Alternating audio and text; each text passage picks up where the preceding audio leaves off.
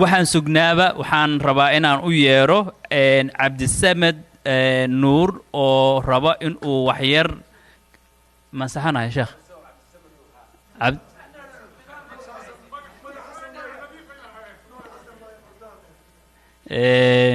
waxaan dadkeen waxaa jira anugu cilmiga bulshadan soo bartay waxyaalaha liiga mamnuucay waxaa ka mid ah stigmatizing bidaartana stigmatizing weeyo ama ma jecli marka waxaa maqlaysaa ninkii lugta la'aayo ee keel la'aayo ee gacanta la'aayo gareeyo faray waxyaalaha haddaan nahay communitygeenna waa xadgudub waa inaan joojino marka ya jooji ciyaarta jooji kuwa ku dhow cabdisamed soo dhawow adiga asaga ayaa noo soo dhaweynaya doctorka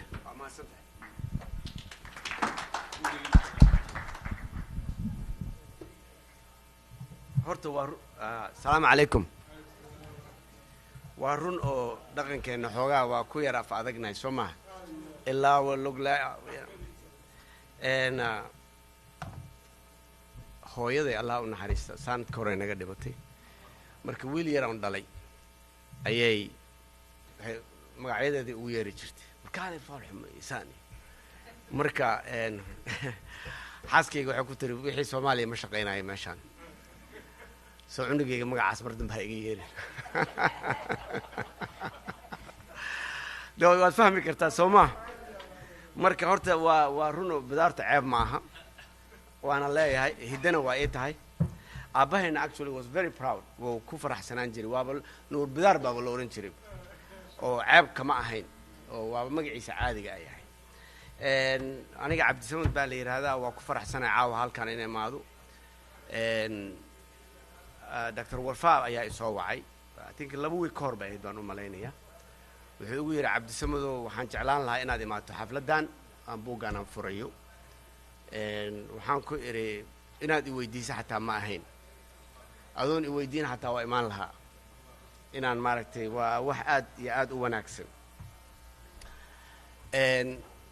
nasiib shalan helay buuga aniga asagu waa kulanay 2 saacadood waqtigu waa nagu yaraa ayaanu ku sheekaysanayna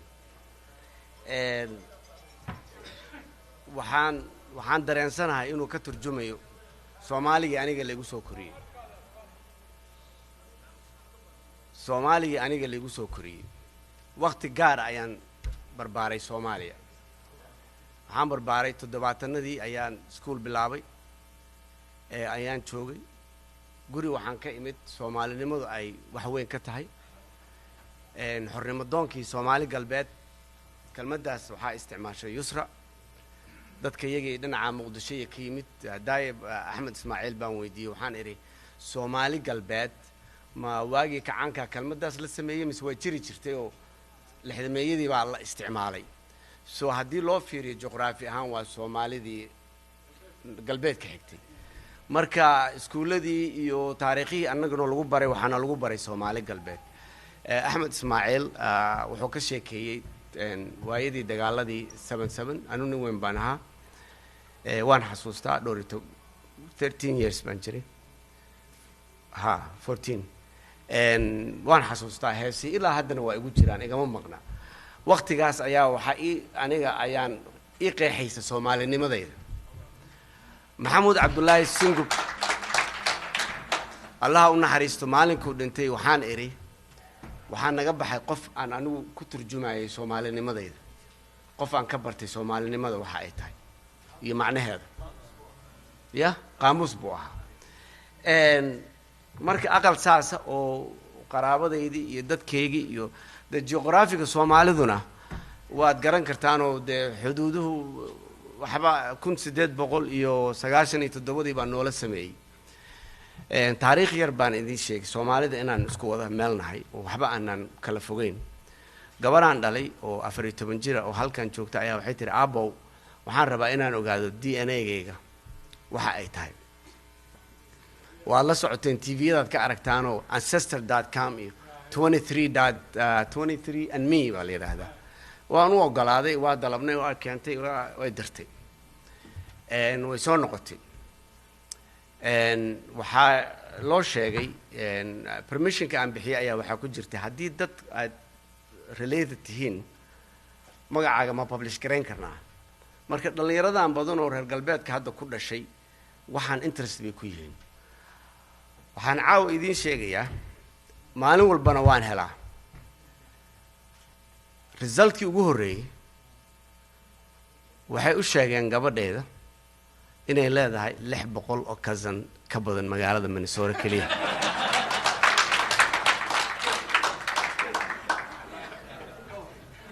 ma fahmaysaa marka aniga lafteeda xoogaa interest baan ku noqday magacyadii dadku waa dhalinyaradu fasax bay isa siinayaan mogtahay waan akhriyay waxaan idiin sheegi karaa every wax kasta oo aad ku qiyaasi karto magacyada qaarkood markaad maqasho xoogaa areaad qiyaasi kartaa soo maaha waa jaamaca jimcaale waa kala fahmaynaa soo maaha xumaan ma aha soo maaha ama qowdhan haddaan maqlo cabsiya caateeye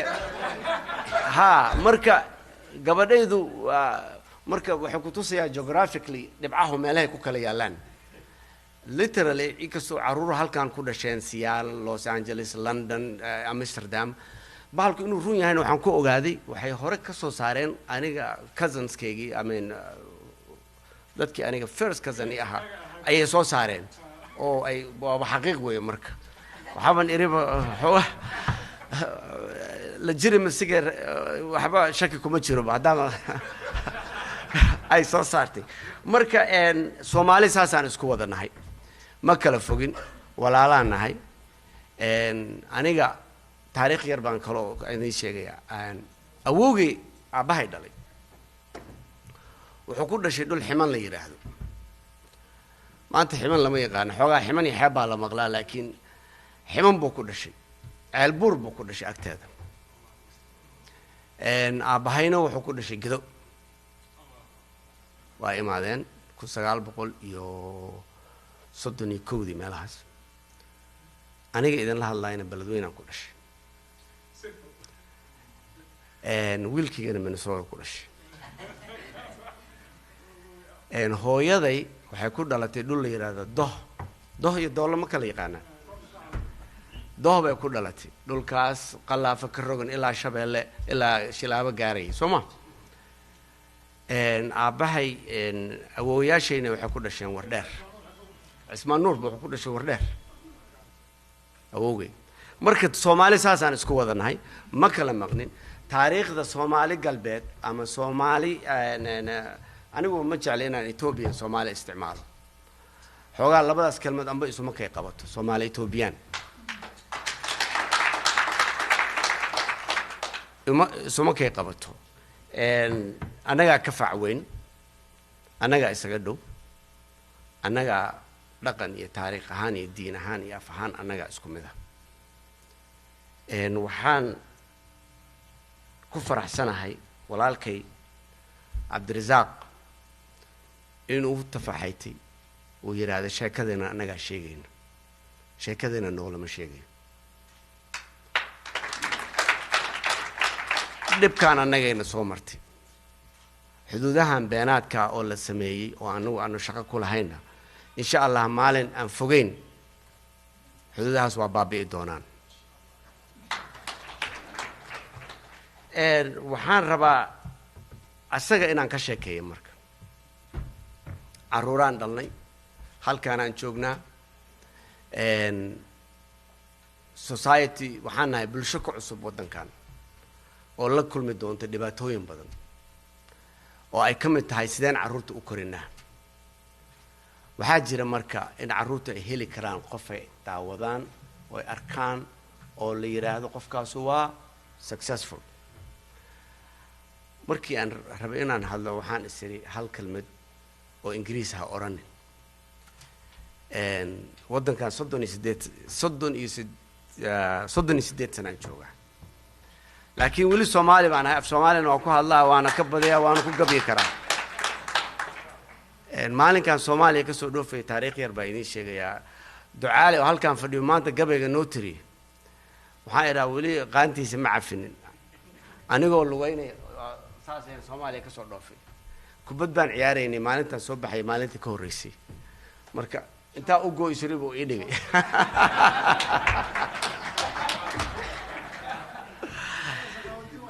marka waxaan ku faraxsanahay role model cabdirasaaq asagoo nin dhalinyaro ah oo waddankan yimid wuxuu tusaale u noqonayaa caruuraheenna halkan ku kora wax kasta ood maskaxdaada geliso waad helaysaa weli shalay markuu ii sheegay 9 caruurana waa leeyahay waxaa yidhi waaba iga sii ragnimo badan tahay yacni cabdirasaaq wuxuu ku dhashay magaalada hargeysa xaaji maxamed warfaa allaha u naxariisto shaqo fiican buu qabtay dee ma aragtay in uu nin reer hargeysa yahayna waa ognahay markii uu cabdirasaaq iskuulka wuxuu ka bilaabay inuu smart yahay horta fasalka 3aad buu ka bilaabay walaashii baa macallimad ahayd home schooling oo la aqoon bay hargeysa home schooling u samaysay imtixaankii markii laga qaaday waxaa la yidhi adiga you so bright marka biramadii sugunta midna ma fariisanaysid waxaad tegaysaa fasalka 3aad biramadii sugunta marka waa garan kartaa inaan xoogaa xamar ka imaaday soo maha marka cabdirasaaq wuxuu dugsi hoose ka bilaabay magaalada hargeysa iskuul oo biyo dhacay marka af Soomaaligu dhinacaas inuu wax fiican ku yahay magacyadaad ka garanaysaa magacyada aan ka maqlay hargeysa waxaa ka mid ah gacan libaax baa iskuul la dhahaa soo ma mise xaafad wey iskuulna waa la dhahaa soo ma haddaan yaro qalloocdo wax yar iga raali noqda qolooyinka wadaadadana iga raali noqda xamar maalin dhoweed baan tegay waxyaabahan ku arkay waxaa ka mid iskuuladii magacyada laga bedelay yacni iskuullo markii hore taariikh ahaan maxamuud xarbi raago ogaas figaro Soomaali ah loogu magac daray maanta al something baa la yiraahdaa oo xoogaa diintii af carabiga isku dhex qaadanay ma fahamtay marka biyo dhacay buu iskuul ka bilaabay dugsi sare wuxuu ka dhigtay Barbe oo ku yaala Madiina I think Barbe inuu ku jiray 13 qofeed ee SYL ku jiray wuxuu yimid Mareykan sanadkii 1993 wuxuu ka qaatay digriga koowaad University of San Diego waana science oo caaw dad badan buuba geliyay science inaad ku joogtay baalka alaabtan kuumaana nogay digriga labaad wuxuu ka qaatay University of Washington halkan uu yimid Minnesota wuxuu ka qaatay PhD ma la yacni ma qaadan inuu iska writing wax science iyo biochemistry waxay ku tusaysaa halkaas dadaalka iyo halganka uu naftiisa geliyay halgankii iyo dagaalkii uu naftiisa geliyay oo ka bilaabatay maalintii wax xasuusanaya asagoo 2 jira ay diyaaraduhu Itoobiyaanka duqeeyeen magaalada Hargeysa ma uusan hilmaamin wuxuu marka niyadiisa ku jirtay intaas inuu mar walba taariikhdii Soomaaliyeed dadkii dhibaataysnaa oo ka sheekeeyo dadkaas waa dadka ku nool Soomaali galbeed but anigu waxaan aaminsanahay Soomaali galbeed waa meeshii laga soo farcamay magaca Soomaali wuxuu ku yimid annaga oo iska saarayna Ethiopia xogaatan English kan ku sheegi karaa a little better we define ourselves as a Somali in contrast to Abyssinia magaceena iyo jiritaankeenu wuxuu ka dhashay halgankii aanu ku diidanayn inaan Ethiopian aan ahayn inaan Masiixi ahayn ka hor ma jiri marka sideedaba Soomaaliba xagga buu ka yimid waana centerka Soomaaliya xogaa gabayada waa iska dhageystaa in aan aad u jecelahay oo dhageysto waxa idaaja la yiraahdaa jiro idaaja wuxuu yiri af Soomaaligu wuxuu ka yimid dhulka la yiraahdo ciid anuu ma arag waxa soo dhan waan akhriska faa'iidadeeda weey suugaantii iskuulada noo lagu soo dhigay oon xasuusto dugsiyadii af Soomaaliga noo lagu soo dhigay wali waan xasuustaa nin walaalkii ogaas yaho eeday baan ahay Soomaa nin ila biyo la soo arko oo man baan ahay marka waan u oomanahay aqoonteeni iyo waxaan u oomanahay inaan taariikhdeena dhigno aanu ka sheekayno aanu dadka wacyi gelino aanu u istaagno waxaan kala qaybsanaantan iyo kala firfirkan waa wax temporary way shalay wixii jiray maanta ma jiraan maanta waxa jiri doonana tomorrow ma jirayaan waa ku faraxsanahay markii inaan soo dhaweeyo waxaan rabaa inaan ku soo gabagabeeyo intaan soo dhaweynin professorka suugaanta muhiim bay ka ahayd xornimo doonkii muhiim bay ka tahay dhaqankeena iyo inaan maaragtay aanu isku cabirno waxaa jira qofka bini aadamka ah marka uu meelaha iska caajisan tahay waxba isaga ka soo dhacay Soomaa you ham means waxa weeye waad iska heesaysaa adoo kaliya iska jooga aniga anoon isu keen faaninaynin aniga usul waxa igu soo dhaca hal kalmad oo ah hees loo sameeyay xornimo dirarkii waxaa sameeyay Xuseen Aw Faarax waxaa ku luqeeyay Cabdullaahi Qarshe heesta waxaa la yiraahdaa socdaalkii Carraweelo yaa garan kara dadkan dhawaaqaya dhulkooda doonaya hadday u dhiidhiyeen ilaahayo u dhiib Soma wuxuu yiri waxaan la dhuubnahay naftayda dhaawacaan intaan wuxuu yiri waxaan la dhuubnahay naftayda dhaawacaan idin dhammaynayaa dhagaa ma leedihiin dhagaa haddaa leediin u sabciya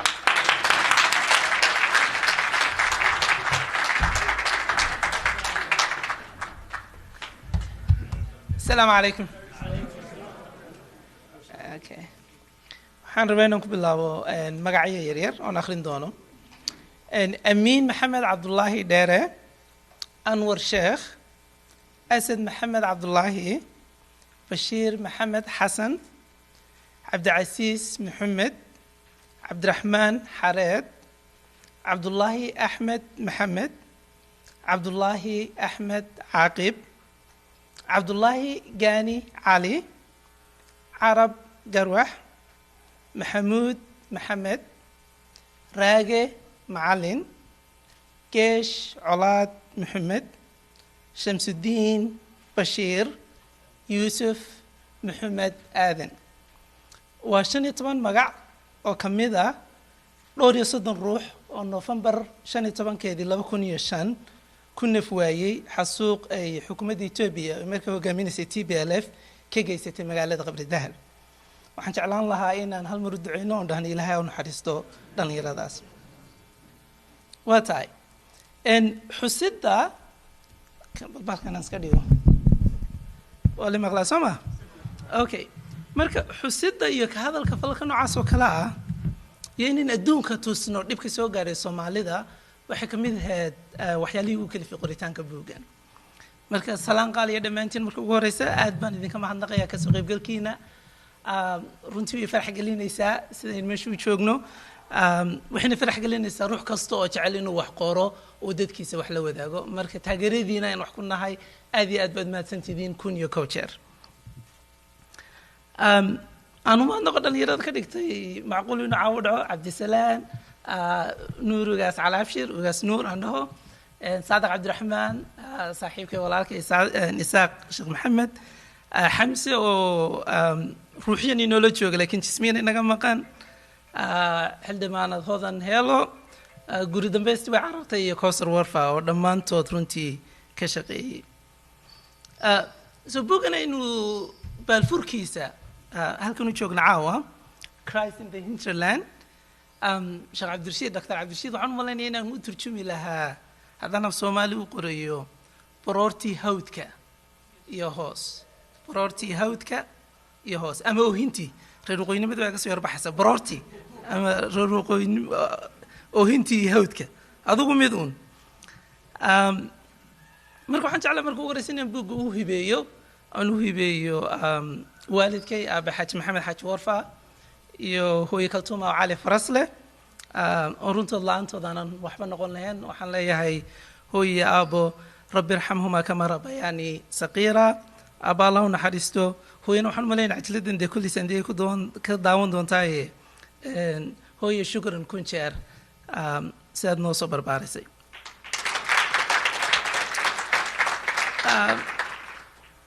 marar badan buugga qoraya ciyaalka ay soo gelaya anigoo mashquul oo odhanaya aba ma mashquul baa tahay marka iyaguna ku mahadsan yihiin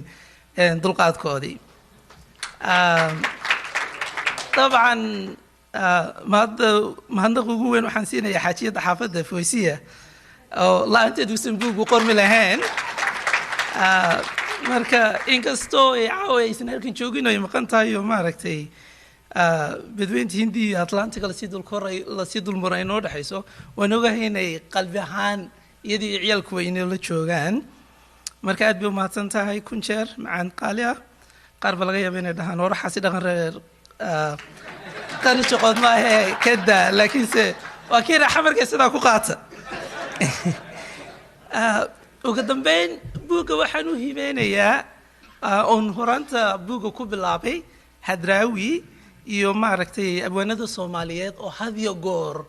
gabayada iyo suugaanta dadka halgamaya kala hadli jiray, cadowgeenana ugu sheegi jiray sida aynu dareemayno. xaqiiq waxaan dhihi kalaa qoridda buugga waxaan ka soo bilaabay halkii uu hadraawi lahaa markii aan garaadaha taariikhda kala guuray ilaa gogoldhigiinii galabtaad iswacateen taladan ah in la igalo baarliin ku goosateen waa 1884kii 1884 ilaa gooshkan maanta ah hadimada igaadhiyo waxaad geysateen baan ka cosho xusuustaaye maxaan reer galbeedow godob kaa tirsanaya. keliya waxaan samayn lahaa halkaasuu abwaanku yidhi reer galbeedow unbaan ku bedeli lahaa maxaan guumeysiyo godob kaa tirsanayaa, waayo taariikhdana caawa ka hadlayno waxaa weeye taariikh khusaysa saddexdii reer galbeedku uu isagu sheegayey, ingiriiska, faransiiska iyo talyaaniga, iyo dee kii inaga inoo dheeraaya Abyssinia. marka maadaama halkaasumaan wax yar ka bedeli lahaa. marka saad ka dareemaysaan magaca buuggu wuxuu ka sheekeynayaa taariikhda iyo waxyaalo ku lug leh dowlad deegaanka Soomaalida oo dadka qaar u yaqaanaan Soomaali galbeed.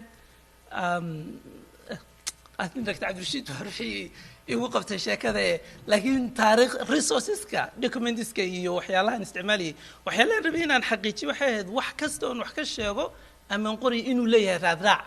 source inuu leeyahay. marka badanaa dokumentiyadii aan isticmaalayay waxay isticmaalayeen magaca ogaadeen and reserved hold. anigu shakhsiyan waxaan comfortable ku dareemayay magaca Somali region.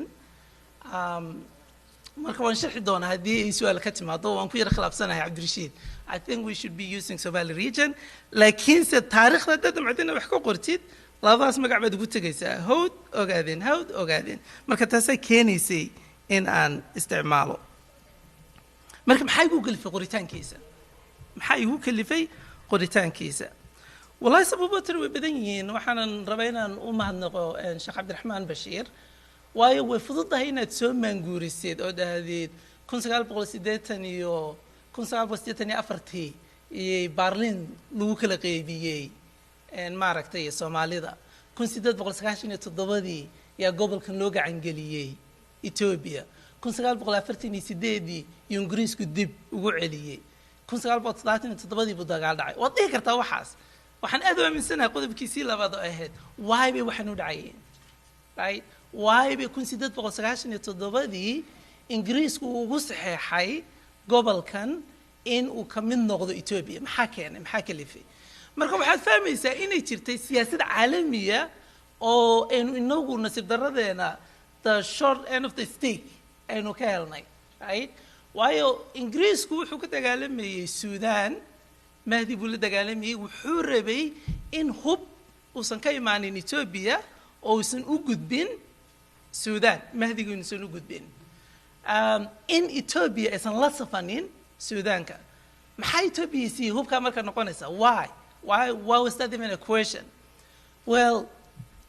1997 markii kala qaybinayeen yaa waxaa jiray heshiis sameeyeen 1990 oo la dhaho essential waa cunaqabatayn ka xanibaya wadamadan Africa in waxba uu gaadho. but there was a catch halka wadana laga reebay waayo Ethiopia maxaa looga reebay waayo heshiiska waxa ku jiray wadamada Kirishtaanka in iyaga loo ogolaado hubka inay qaataan minilaq markuu muxuu ku doodayay anigu waxaan ahay wadan Kirishtaana oo dad beegana igu xiran yihiin hubkii oo dhan baa marka loo ogolaaday Ingiriisku markuu wuxuu diidanaa hubkaas inuu u gacan galo Suudaan taas markuu xiraadeen oo mid kale jirta waxa macnaha caawisay waa tii Etoobiyaanku ay jabiyeen Talyaaniga 25,000 ya dagaalkii Adwa gashay oo 12,000 ka ahaayeen Talyaani maalinkaas waxay ka dileen 6,000 ilaa 2,000 way ka dhaawaceen 1,500 meelahaas maxaabiis ahaan ayay u qabteen taas markuu wuxuu u saamaxday inay Ingiriiska iyo Faransiiska u dhahaan wow war dadkan waa dawlad in dawlad ahaan ula dhaqano hadaba markii ka soo baxeen Ras Makanan markuu ka soo laabtay dagaalkaas Harar buu yimid gobolkan uu ku soo qaaday dagaal waayo wuxuu aaminsanaa awood inuu haysto marka waa inay fahamtid xagee shakadu xagee sartu ka qurantay ay maxaa keenay waxaan inay dhacaan marka runtii taas maskaxdayda ku wareegaysay laakiin ultimately sidoo hadraawi waxaan malaynaa inaan hadraaweysanahay wakiilaha qalinka wax suureeya kugu sima halka doonto saaxiib kal furan weeye sunto farku heyntiisa waligaana hadeeni macnaha hadra muxuu inta ka waday haddaadan adigu narrative ka yeelan qalinka wax suureeya adigu dadan wax ku suureenin dad kale oo sidii Mesfin Walda Maryam aan wax kugu suureenay oo qoraya buug la dhaho Somalia the problem child of Africa and then narrative Ethiopian ka caalamka galaya marka maxay u baahnaa inaynu sameeyno inaynu dhahno war taariikhdan anaga iskale sidana wax u dhacay marka buuggu wuxuu ka kooban yahay intiina badan tusmada ku aragteen 3 qaybood labada qayb ugu horeeya waxaan ugu yeeray lasting history marka waxay ka hadlayaan 1897 maxaa dhacay 1948kii maxaa dhacay 1954 1955 maxaa dhacay waxaan ku doodayaa 1948 inuu ahaa xilligii ugu muhiimsanaa taariikhda gobolkan waayo xilligaas waxay ahayd xilligii la go'aaminayay in wadamadii Afrikaanka ahaa xornimadooda dib loo siiyo inaga waqooyiga iyo koonfurtiba dib u helay waynu heli karnay Somali region again qolihiin u yaqaan Soomaali galbeed ogaadeen iyo anigu Somali region Somali region way heli kareen xornimadooda guess what why be wali waaye wadankan in hadda joognaa mas'uulka ah ila dhaho Mareykanka why buu ahaa because wadan gobolkaas waxa ku jira saliid inaga way naqaana laabi baa jira wax la dhaho Washington DC baa tagay lacagood bixinaysaa Roosevelt waxa laga dhaadhiciyay war saliidan aan u baahanahay waxaan ka dhoofin karnaa Eritrea marka make sure Eritrea kamid ah Ethiopia gobolkan annaga aanu leenahay aan ahaano sharcina waan haysanaayo heshiiskii 1897 kan la galnay Ingiriiska yaana siinaya marka siyaasadii saliida iyo waxay caalamiga dhacay yaa inaga hor istaagay inuu gobolkan isaguna helo xornimo uu kula maaragtay midoobo waqooyi iyo koonfur xilligaas qaybta labaad waxa la dhahaa state violence waa dhowr cutub oo ka sheekeynaya falalkii dawladihii kala duwanaa ee Ethiopia soo maray minaliq ilaa sanaawi ee wadankan kan gale ujeedada ugu badan ee rabay cutubkaas inaan cutubyadaas inaan ku muujiyo waxay ahayd laba wax number 1 minaliq ilaa sanaawi waxay ahaayeen hal jid hal ruux isku wada mida Soomaalidana isku si wada aragta marka inaan kala jeclaysanin kana ahaa maaragtay ahmar kana ahaa Tigray kulligood inaga waa jid qura oo kala maarmeynin macnaha waa qaybtii ugu adkeed bayd runtii waayo waxyaalaha ay ku saabsan yihiin waa sheekooyin u daran qalbiga markaad aragtid falalkay sameynayeen tusaaleyadan ka bixiyo I think inuu yahay boga 87 mise 86 waxa ku qoran sheekay ka sheekaysa gabar la dhaho ayaan magaciyaal waaye ma wasiirane magac rasmiga ma aha 24 jir lagu xidhay magaalada Qabri Dahar markay 3 habeen xidhneed habeenkii saddexaad mid kamid ah waardiyaashii ku yiri isqaawi dhar dhigo bal gabadh muslima oo dhaqan islaami dhaqan ogaadeen la wali yiri isqaawi soo ibtiladeeda ma aha وهذا نتقرأ ولا يا نردقه هرتي ديسكو قاوي طبعا يدو كميسن يلينو دمشدا أي كجعلان كحيجا نسي سجون قريقو كداعي مركو حجر كون أيان الله كوصدي لجورعي لمرتيي لكن س لكن كعيدا كان إثيوبيانكو ولقد سكمت بوها أو هالمد أيوم بوها in fact هبدأ آخرين كاريو وحجرت هذا الأوكيري محمد أو يسوونه and let me see إن هني كاريو كوبيجا بيتشكاس محمد أو يسوونه in 2006 كي كسوق حي أو يفلقوا ورسني هذا الكوير عن إنجليز كل شيء قدام وان سوماليين دونا وحوليه هاي killing people has simply become a habit with these Ethiopian soldiers. Killing people has simply become habit with these Ethiopian soldiers. When they murder, rape, or rob, they are not punished according to the law. Instead, they are rewarded and promoted. The only charge in Ogaden is a gun. The only lawyer is a gun. The prosecutor is a gun. If you try to say something about it, the gun gets you. أو سومالان أن أملنا ينودق ميسو. دلك وحو النقضي عادو أسكرت إثيوبيان كا. مركي روح قد كشران هبلهنا كفسدان أما وحدعان عيد شو ودا هيسا متشيرتو. وابل دلعسينيا أو تشكدي تشكك كوريسي يابا لسينيا. قادي كشرو قادينيا وقوري qareenka ka jira waa qori xiriilaaliyuhu waa qori haddaad isku daydid inaad adiguna juudhahdid adna qorigaa afka jamkaa siinaya marka tusaale u tahay kulligood sidaas ayay u wada ahayd dhaqan qaybta ugu dambaysa waa cutubyo aan ugu yeedhay winds of change waa 3 cutub oo la jaanqaadaya isbedeladii dhacay 2018kii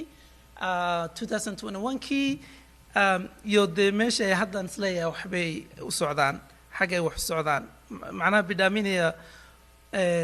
xaggay wax ka yimaadeen xaggay wax u socdaan kule aniga siday la tahay cabdirasaaq ahaan yaan ku bidhaaminayay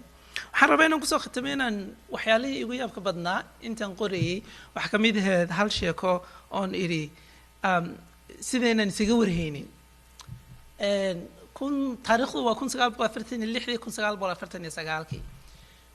طبعا سنة إنجليز كواكي كون سيد بقول سكاشن تدبادي ودن كوا صحيحي إثيوبيا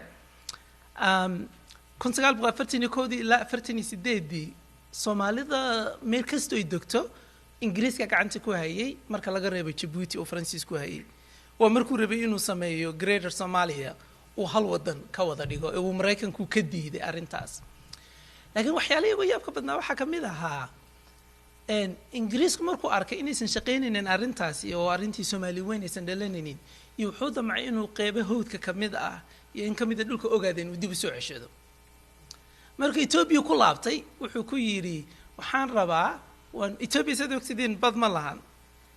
ويحنفنتها ولي ودنا بحير بيننا هلان access to the water بدا إنه يوهلان Chinese in fact سدميدي كورنتو سنتاليان وقبسنين سيلع يضمع حل سلاسة إنه قبصده ويسروب ويدي إنجليز كل حكوا يرمركا وأنا إن ربطان دكتة سيلع مركا عن الدنسية دكتة سيلع عن الدين صحيح دكتة سيلع يوضد أضمر لهذين أردن إذا كن السوء عليا دول كن هود كا قيبة كم ذا يو إن دنك تشكيه دنكاس إن دي بيجو سوء عليا أنا كمان ملكيس حالة ثلاثة من الكور وكير جوز قبصدي لكن مركي دم الدب وجوز صلابتي وحكويري وحان ربع إن نشيس كان وذقلنا لكن بقول مايل يعني ربع دكتة سيلع كلية مرة وحان ربع ندي جوز على دكتة سيلع ما كان يجي سامح ومرة كلية قبل كاستعماله لكن حويري دكتة سيلع دولك عيسو دقو يدولك قد بيرسو قدو أنت أصلا إنه جوز وريتي أنا مركز قيبان هود كيو إن أوجدين كأتربتي ونكوس علينا طبعًا إنجليز كو كدي ذي لكن إثيوبيا كلفت جود ومركز ديار أمي سنهين وايو and again مريكن كا أيام حسام حي in Eritrea Federation لنقطة in Ethiopia which allowed them in Helan Asmara marka badii way ka maarmeen umaysan baahnayn 1950 way Eritrea ka mid noqotay federation with Ethiopia marka aduu bug taariikh noocaas oo kale ka wada sheekeynaya waxaan jeclahay inta dambe inaan wixii su'aaliyo jawaab ka dhigno